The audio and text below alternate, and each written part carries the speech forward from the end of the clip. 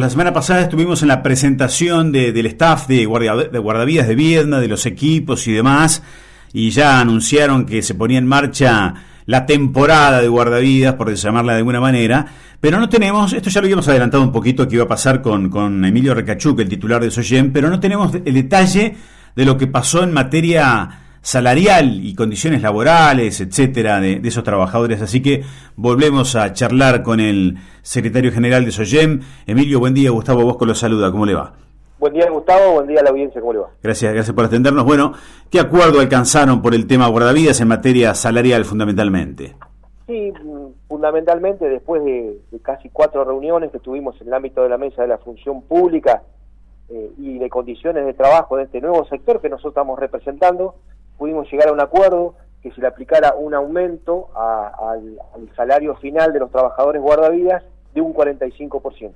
Una de las cuestiones que tenemos que tener en cuenta para poder analizar esto es que al revés del resto de los trabajadores municipales que tenemos casi todas, o sea, tenemos todas las sumas en blanco aplicadas a los básicos, ¿sí? Solamente como suma no remunerativa solamente se tiene en cuenta el bono de fin de año. Por el contrario, estos trabajadores tienen la mayoría de las sumas no remunerativas y muy poquito en el concepto del blanco. Ajá. Esto es una cuestión que nosotros planteamos al sector nuestro de representados fundamentalmente, pero también hacia el Poder Ejecutivo, que es que tiene que resolver e ir mejorando paulatinamente estas cosas y que va a merecer seguramente un análisis más profundo, pero una intervención inmediata a partir del año que viene para modificar la ordenanza, para modificar la escala salarial, para jerarquizar el trabajo también de los trabajadores guardavidas.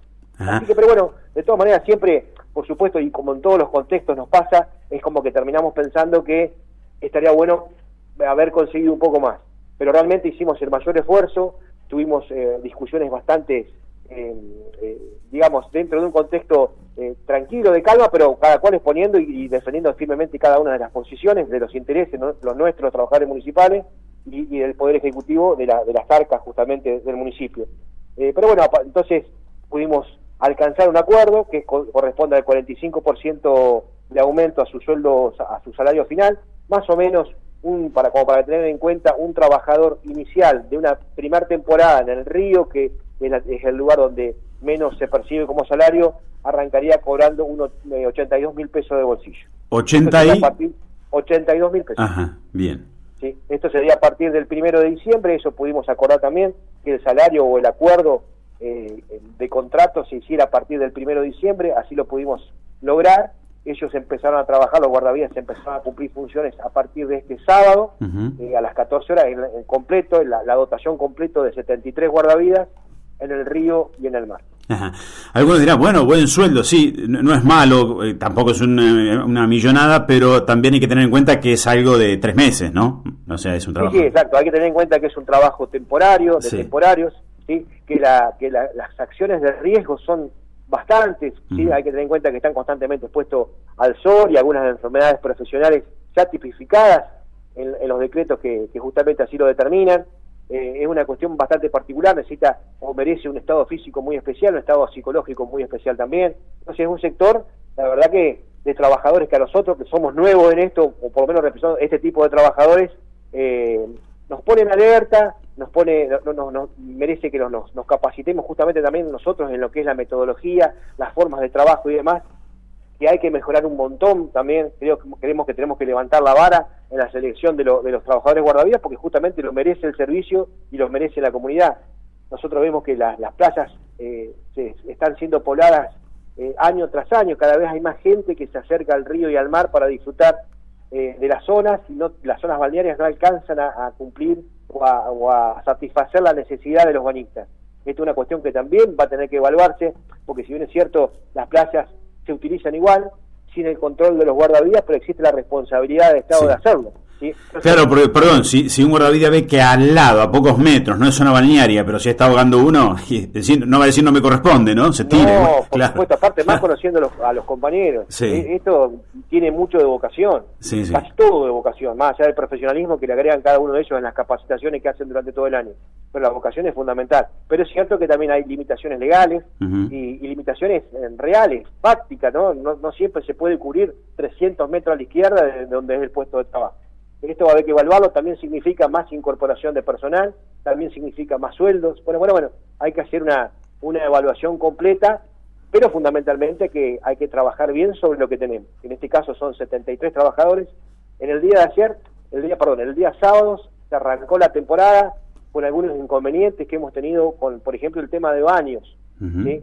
Son cuestiones propias del servicio, propias del trabajo, pero la verdad que pensábamos que lo íbamos a tener solucionado. Y entonces nosotros tuvimos una inmediata intervención respecto a eso, porque los guardavidas se contactaron con el sindicato. Que no había baños en algún lugar. Claro, el sábado no había baños en algunos sectores de playa. Imaginás que esto es una cuestión básica de seguridad, higiene y de medidas a adoptar para cualquier trabajador. Son 7 horas que está un empleado en la playa y es fundamental, es humano que tenga un lugar donde bueno, estas cuestiones en la playa se maximizan por las distancias que hay que recorrer. No siempre se tiene un servicio gastronómico cerca o algún lado o un familiar que pueda acercarse para ir a hacer estas cosas, ¿no? Entonces, fundamentalmente tiene que estar garantizado eso. En este contexto estaba garantizado el trámite, pero al momento de usufructuar nos encontramos que nos faltaban los baños. En el día de ayer se solucionó en parte porque la empresa llevó algunos baños químicos, pero no son los que realmente se necesitan para el sector, no están adaptados, no tienen sistema de agua y demás. Así que bueno, nosotros mismos ayudamos con la gente de Defensa Civil que estaba presente a higienizarlos para que los compañeros pudieran cumplir el servicio ya, porque ya estaban prestando, era el horario de ocupar la playa y de ponerse a trabajar. Hicimos eso, hoy hicimos las presentaciones de rigor, nos comunicamos con los funcionarios anoche, pero hoy hicimos las presentaciones de rigor para que este problema se tiene que solucionar hoy a las 14 horas, tiene que estar solucionado. Si no, lamentablemente hay cuestiones que ya, o sea, son básicas y son humanas, no se va a poder cumplir el servicio y esta cosa no se mejora. Claro, seguro. Después el resto de los elementos sí, estaba bien. Sí, los elementos se van viendo. Los refugios, por ejemplo, es una cuestión que año tras año estamos viendo que se van refaccionando, pero no se toma una medida directamente superadora para que esto se termine, para que ese problema se termine. Hay que tener en cuenta que el refugio solamente es para el almacenamiento de los elementos que utilizan los guardavidas, pero también en cuestiones donde hay problemas de tormentas eléctricas y demás, o por cuestiones particulares se tienen que acercar adentro del refugio. En algunos casos ya ha superado ese factor de ocupación. En la playa intermedia del Balneario del Condo, por ejemplo, hay un refugio que debe tener, no sé, de tener 4 metros por 3, ¿sí? Y en circunstancias especiales debe albergar o debería albergar casi 8 guardavidas o 9 guardavidas.